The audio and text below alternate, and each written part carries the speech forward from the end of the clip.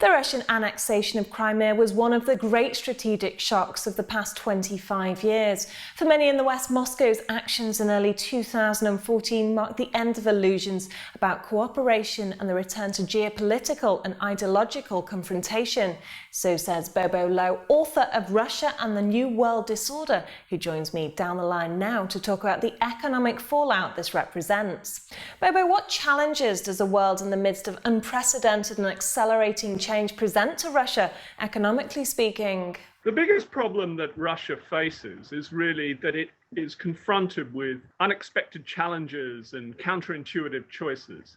Now, this obviously affects the whole spectrum of Russian foreign policy decision-making, but it's particularly clear in the economic sphere. One of the main specific problems that Russia faces is, of course, that it has a very limited range of economic trumps. It is very dependent on natural resources, which in turn dependent on the state of global commodity markets. So, for example, when there is unpredictability in global oil prices, or worse still, a sustained slump in global oil and then gas prices, Russia is directly affected. It's not just an economic consequence, like there's less revenue, but it also damages political and economic confidence in the longer term. In 2013, Russian President Vladimir Putin, speaking at the St. Petersburg International Economic Forum, put forth his intentions to boost Russia's economic growth by looking to the Asia-Pacific region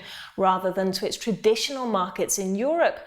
Was this politically tactical or purely economical? The main motivation behind Putin's turn to the East is really geopolitical rather than economic. Of course, China and the Asia-Pacific region matter to Moscow as a source of new markets, as purchaser of Russian arms and of natural resources. But the main reason why Putin has emphasized, in particular, the relationship with China is geopolitical, because it is a way of demonstrating that Russia is associated with a dynamic, successful East rather than a clapped out and discredited West. It's a way also of promoting Russia as one of the three centers of global power, along with the United States and China. China matters to Russia not because it's Asian or Eastern, but because it is an emerging global power. How does China see Russia as a trade partner? China's attitude towards Russia is fairly pragmatic and also quite limited. China matters much more to Russia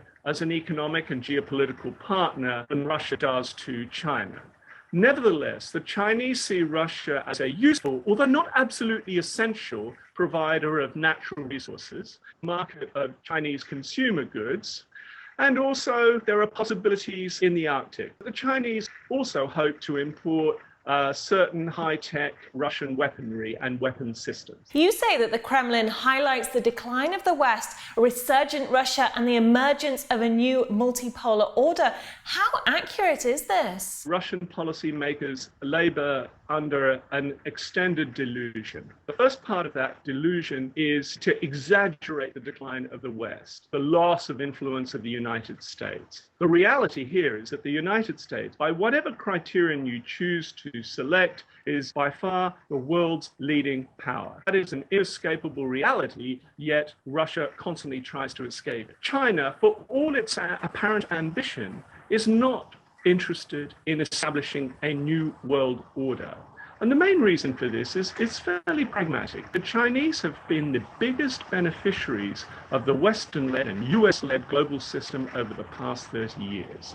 Under Western leadership, US leadership, China has evolved or become revolutionized from what was a regional backwater to the world's second power. So the Chinese really aren't very interested in creating a new world order, at least as envisaged by Moscow. You talk about a post-American century. What do you mean by this? It's really a century where the United States no longer dominates. The United States still plays a leading role, but it is no longer super dominant.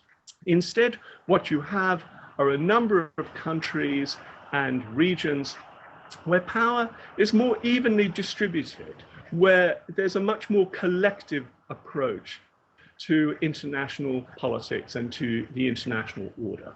The difficulty for Russia, of course, is that it might gradually become marginalized.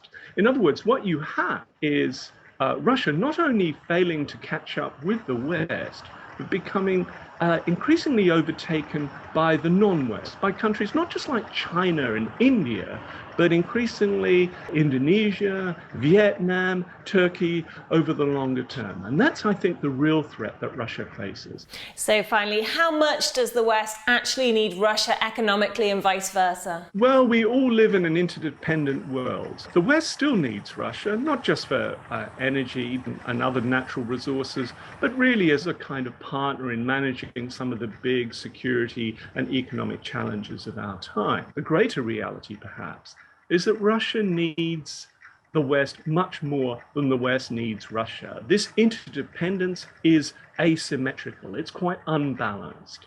The problem is that Russia could find itself increasingly on the margins. It's not just a matter that it'll become dangerously strategically dependent on China, but that really the world will go on and Russia will play an ever diminishing role in that world.